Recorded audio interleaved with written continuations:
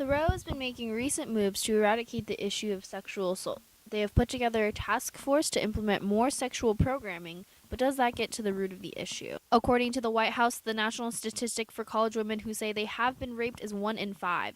And according to USC's Clery stats, USC reported over 40 sexual assault cases in the last year.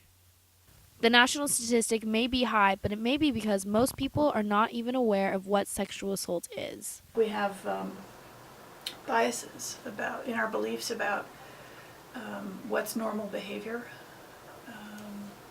when it's appropriate to intervene, what no means and when people can say it, and we have misunderstandings about who the perpetrators are.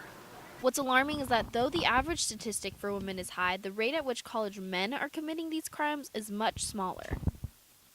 It's not that 1 in 5 college men is assaulting someone on campus.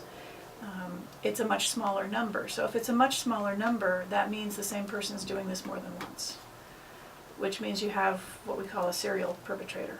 With confused attitudes and misunderstandings of what a sexual assault is, men at parties can often see it as just the need to hook up. There's a lot of emphasis on men to score.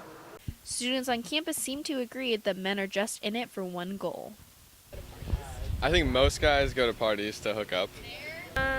Probably for the alcohol and the girls. But despite the evidence of serial perpetrators at USC, currently IFC says differently on where their focus needs to go.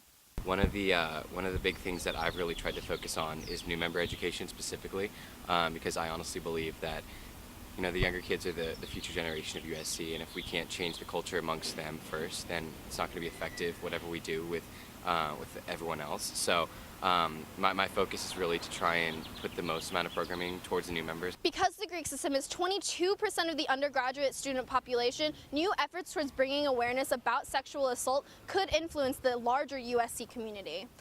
In Los Angeles, I'm Katie Chen, Channel 4 News.